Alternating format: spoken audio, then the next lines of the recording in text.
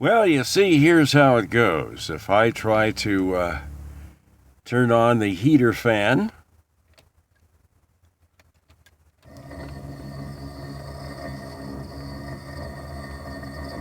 it makes kind of a funny noise.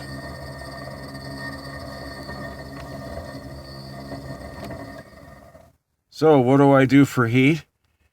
Well, plugged in the cigarette lighter is my own little portable heater. Okay, it looks like this. And it runs off the cigarette power here. Let me turn it on.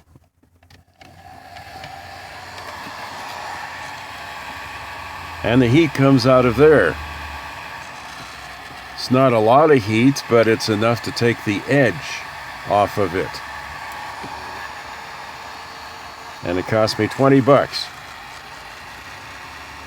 at Walmart. No, actually, it wasn't at Walmart. I got it at the auto place across the street from me. Okay.